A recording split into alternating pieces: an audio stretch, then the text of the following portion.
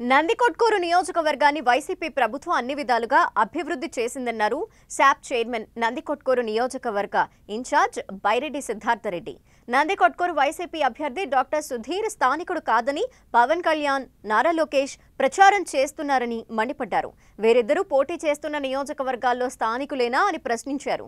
నందికొట్కూరు నియోజకవర్గంలో వైసీపీకి మంచి ఆదరణ ఉందని, తప్పకుండా వైసీపీ అభ్యర్థే విజయం సాధిస్తాడంటున్న బైరెడ్డి సిద్ధార్థరెడ్డితో మా ప్రతినిధి TG Prasad face to face. Nandikotkur నియోజకవర్గంలో గడప గడపకు ప్రజలతో నిత్యం ఉంటూ ఎన్నికలకు సంబంధించి విస్తృతంగా ప్రచారం చేస్తున్నటువంటి నందికొట్కూరు నియోజకవర్గ ఇన్ఛార్జి బైరెడ్డి సిద్ధార్థరెడ్డి మనతో ఉన్నారు. అసలు నియోజకవర్గంలో ప్రజలతో మమేకమవుతున్నారు. అసలు ఎట్లుంది ప్రజల్లో అనేది పూర్తి సమాచారం తెలుసుకునే ప్రయత్నం చేద్దాం. మొత్తం నియోజకవర్గం అంతా కలిగి తిరుగుతున్నారు. అసలు ప్రజలు ఎలా స్పందిస్తున్నారు, ప్రజలు ఏమేమి అడుగుతున్నారు? దాదాపుగా 85% బెనిఫిషియర్స్ ఉండేటటువంటి కాన్స్టిట్యుయెన్సీ మా నందికొట్కూరు కాన్స్టిట్యుయెన్సీ. ప్రజల్లో చాలా పాజిటివ్ రెస్పాన్స్ ఉంది. ఎక్కడెక్కడైతే స్థానికంగా కొంతమంది నాయకులు యాక్టివ్గా లేరో అక్కడ మాత్రమే కొంత వ్యతిరేకతను మేము కూడా చూడవలసినటువంటి పరిస్థితి.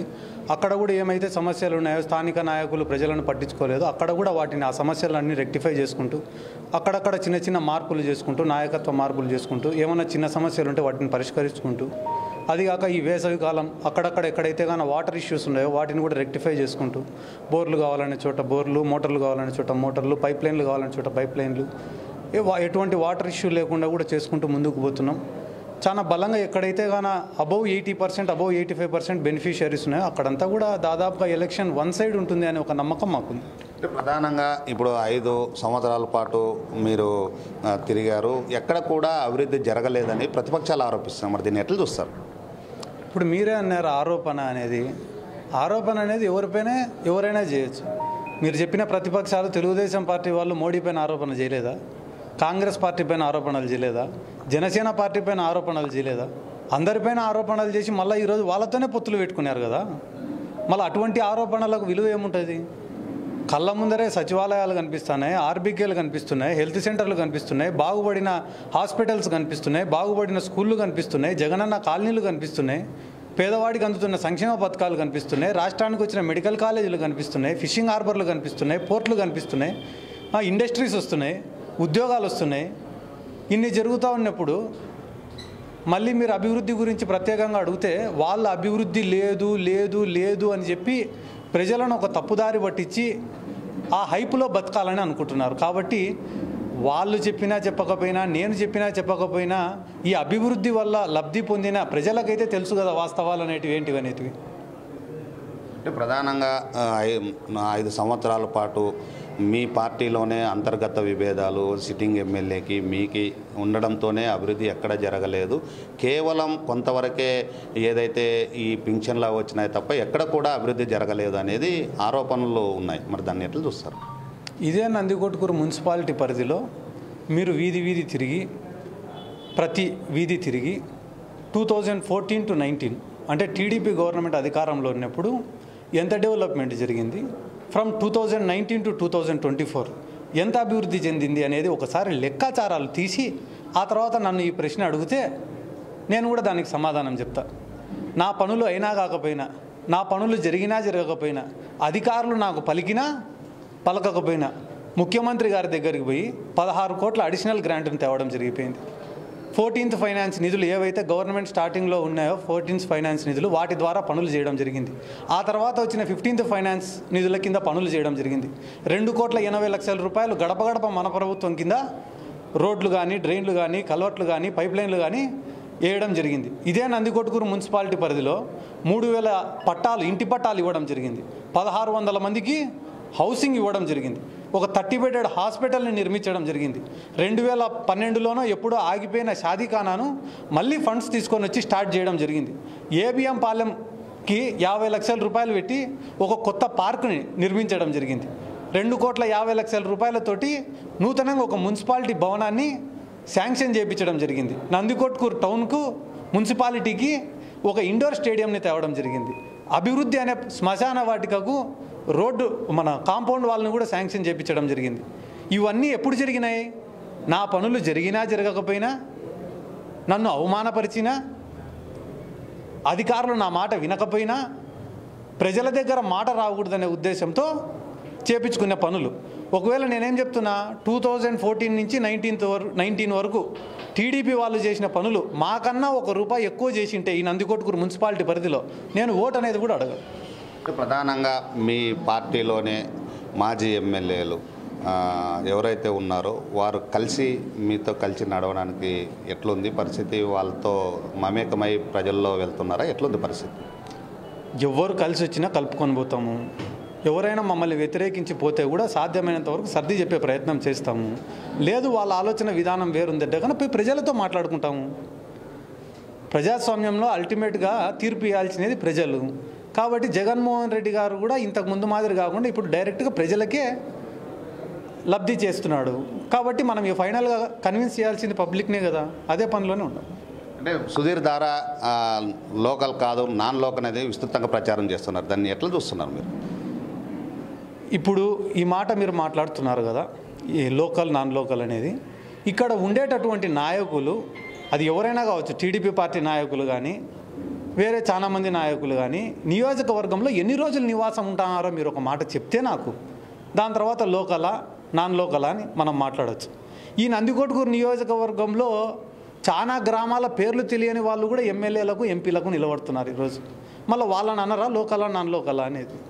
చాలామంది ఉద్యోగాల రీత్యా, వ్యాపారాల రీత్యా, కుటుంబాల రీత్యా పిల్లలను పెద్దగా అవుతుంటారు. వాళ్ళ చదువుల రీత్యా ఎక్కడెక్కడికో పోయి నివాసం ఉంటున్నారు. దారా సుధీర్ గారి ఫాదరు ఒక ఇంజనీర్. ట్రాన్స్ఫర్లు పడే కొద్దీ ఒక్కొక్క ప్రాంతంలో తిరుగుతూ ఆయన జీవితం అంతా గడిచిపోయింది. ఏ ఒక్క ప్రాంతంతో కూడా ఆయన స్టేబుల్గా లేరు. కొన్ని రోజులు శ్రీశైలంలో, కొన్ని రోజులు కర్నూలులో, కొన్ని రోజులు గుంటూరులో, కొన్ని రోజులు తెలంగాణలో. వాళ్ళ ఫాదర్ది గవర్నమెంట్ జాబ్. ట్రాన్స్ఫర్లు వచ్చినప్పుడల్లా వాళ్ళు ఊర్లు మారాల్సిందే అని చెప్పి భారతీయుడు కాకుండా పోతాడా? తెలుగువాడు కాకుండా పోతాడా?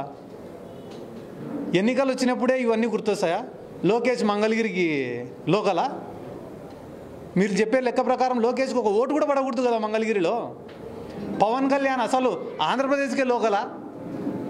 ఆయన సంవత్సరానికి 1 నెల రోజులు ఏపీలో ఉంటే 11 నెలలు తెలంగాణలో ఉంటాడు. ఆయన లోకలా? ఎన్నేళ్ళైంది ఆయన? వాళ్ళ ఫాదర్ కూడా గవర్నమెంట్ ఎంప్లాయే. మేము అన్ని ప్రాంతాలు తిరుగుతూ ఉంటాము, స్థిరంగా ఏ ఒక్క ప్రాంతంలో లేనని ప్రతి మీటింగ్లో చెప్పిన వ్యక్తి పవన్ కళ్యాణే కదా. కాబట్టి దారా సుధీర్ గారు శ్రీశైలంలో విద్యాభ్యాసం చేసినాడు. ఆయన కర్నూలు మెడికల్ కాలేజ్లో చదువుకున్నాడు. కర్నూలులో దాదాపుగా 10-12 సంవత్సరాలు ప్రాక్టీస్ చేసినాడు.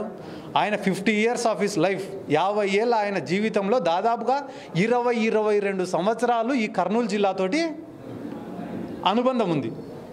కనీసం 30-40 ఏళ్ళ జీవితంలో 1 సంవత్సరం 2 ఏళ్ళు కూడా కర్నూలులో లేని వాళ్ళు కూడా ఈరోజు ఆయన గురించి మాట్లాడితే ఎంతవరకు న్యాయం అనేది మీరు ఆలోచన చేయండి. ప్రధానంగా మీ కుటుంబంలో మీ సిస్టర్ టీడీపీ ఎంపీ అభ్యర్థిగా పోటీ చేస్తుంది. మీరంతా కలిసి ఉన్నారు. ఆ సందర్భంలో మీకు ఆపోజిట్గా ఉన్న సందర్భంలో ఎట్లా అనిపిస్తుంది? మీరందరూ కలిసి ఉండారు అనే క్వశ్చన్ మీరేందో మళ్ళీ క్లారిటీగా చెప్తా. మీరందరూ కలిసి ఉండారు అనే మాటకు మీరు మొన్నటి వరకు అందరూ మీరు కుటుంబం అంటే గత 5 సంవత్సరాలు 10 సంవత్సరాలు కలిసి ఉండేవాళ్ళు. ఈరోజు ప్రతిపక్ష పాత్ర, ఆమె ప్రతిపక్షంలో ఉన్నారు, మీరు అధికార పక్షంలో ఉన్నారు. ఇప్పుడు మీకు ప్రత్యర్థిగా పోటీ ఉన్నారు. ఎట్లా చూస్తున్నారని? 10 సంవత్సరాల ముందర అన్నారు. 10 సంవత్సరాల నుంచి మాటలు లేవు. 10 సంవత్సరాల నుంచి రాజకీయపరమైన విభేదాలే ఉన్నాయి, ఆరోపణలే ఉన్నాయి, మా పైన కేసులు పెట్టించినటివే ఉన్నాయి, మా మనుషులపైన దాడులు జరిగినటివే ఉన్నాయి. అంత విభేదాలు, అంత మనస్పర్ధలు వచ్చిన తర్వాత మళ్ళీ మీరు కుటుంబం అనే మాటని తెరపైకి తేవడం కూడా కరెక్ట్ విషయం కాదు కదా. మీరేమని అడిగిండాలా? సిద్ధార్థ రెడ్డిని ఏదన్నా ఇట్లాంటి ఇంటర్వ్యూలో కూర్చొని పిల్లనా కొడుకు వాంతో ఏమవుతుందని అన్నప్పుడు, సార్ మీరు ఒక కుటుంబం కదా అని అడిగింటే నేను సమాధానం చెప్తా. సిద్ధార్థ రెడ్డి మనుషుల ఇళ్లలో బాంబులు పెట్టినప్పుడు, సార్ మీరు ఒక కుటుంబం కదా అని అడిగింటే ఈరోజు నేను దీనికి సమాధానం చెప్తా. మమ్మల్ని తొక్కిన రోజు ఏ రోజు కూడా మీరు ఒక కుటుంబం కదా అని అడగలే. ఈరోజు రాజకీయంగా ఓట్లు వచ్చేటప్పటికీ మీరు ఒక కుటుంబం కదా అని అడగడం కూడా చాలా తప్పు అని ఈ సందర్భంగా తెలియజేసుకుంటూ, నాకు తెలిసినంత వరకు గడిచిన 6 సంవత్సరాలు 7 సంవత్సరాలలో నాకంటూ కుటుంబం ఏదన్నా ఉందా అంటే అది వైఎస్ఆర్ కాంగ్రెస్ పార్టీ కుటుంబం. నా కుటుంబానికి పెద్ద ఎవరైనా ఉండారా అంటే అది వైఎస్ జగన్మోహన్ రెడ్డి గారు. నాకు ఎప్పుడైనా ఆపదని అనుకున్నా, నా మనసులోకి ఆపదని అనుకున్నా, ఎప్పుడైనా నా గుండెకు భయం కలిగినా నాకు వచ్చిన ధైర్యం, నాకున్న ధైర్యం జగన్మోహన్ రెడ్డి గారు. అంతే తప్ప నన్ను, నా వెంట ఉన్న వాళ్ళని, పేదవాళ్ళని దగ్గరికి తీసుకొని కాపాడిన వాళ్ళు నా కుటుంబం తప్ప నన్ను, నా మనుషుల్ని, నా వెంట ఉన్న వాళ్ళని, నా స్నేహితుల్ని, నా కుటుంబాన్ని ఇబ్బందులు పెట్టి విమర్శలు చేసి కించపరిచి అవమానపరిచిన వాళ్ళు నా కుటుంబం కాదు. ప్రధానంగా ఇప్పుడు 2 సార్లు వైసీపీ జెండా ఎగరేశారు. 3వసారి ముచ్చటగా నందికొట్కూరులో వైసీపీ జెండా ఎగరేసే అవకాశాలు ఉన్నాయా? ఇంతకుముందు చెప్పినాం, ఇప్పుడు చెప్తున్నాం. మంచి జరిగింది అని అనుకుంటేనే వైఎస్ఆర్ కాంగ్రెస్ పార్టీకి మద్దతు తెలపండి అని. గతంలో ఏ ప్రభుత్వంలో జరగలే అన్న. నేను నందికొట్కూరు కాన్స్టిట్యుయెన్సీలో మల్టిపుల్ బెనిఫిషియరీసే 80-85% పైన ఉన్నారు. మళ్ళీ అంత మంచి జరిగినప్పుడు, ఇంత బలమైన క్యాడర్ ఉన్నప్పుడు ఎంపీటీసీలు, జెడ్పీటీసీలు, సర్పంచులు, కౌన్సిలర్లు, చైర్మన్లు, మార్కెట్ యార్డు చైర్మన్లు, మన సొసైటీ చైర్మన్లు, ఇంతమంది, ఇంత బలము, ఇంత బలగము, ఇంత క్యాడరు, వార్డు మెంబర్లు, బూత్ కమిటీలు, గృహ సారథులు, సోషల్ మీడియా వాళ్ళు, ఇన్ని వ్యవస్థలు, మహిళా విభాగం వాళ్ళు, విద్యార్థి విభాగం వాళ్ళు, యువజన విభాగం వాళ్ళు, ఒక సంస్థ మా చేతుల్లో ఉన్నప్పుడు మాకు ఎలక్షన్ అనేది మేము చేసే కష్టాన్ని బట్టి ఉంటుంది. మెజారిటీ కూడా మేము ఎంత కష్టం చేస్తే అంత మెజారిటీ ఉంటుంది.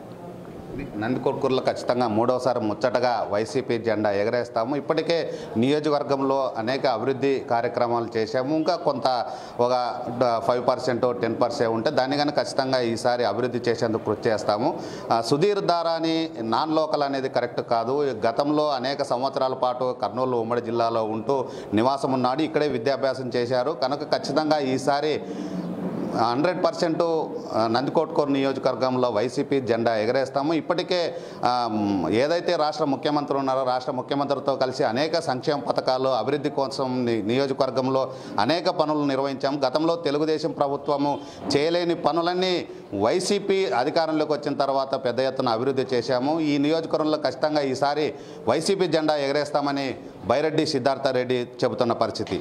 ఇది నంద్యాల జిల్లా నందికొట్కూరుకు సంబంధించిన తాజా పరిస్థితి. కెమెరామెన్ రమేష్తో టీజీ ప్రసాద్, 10 టీవీ, కర్నూలు జిల్లా.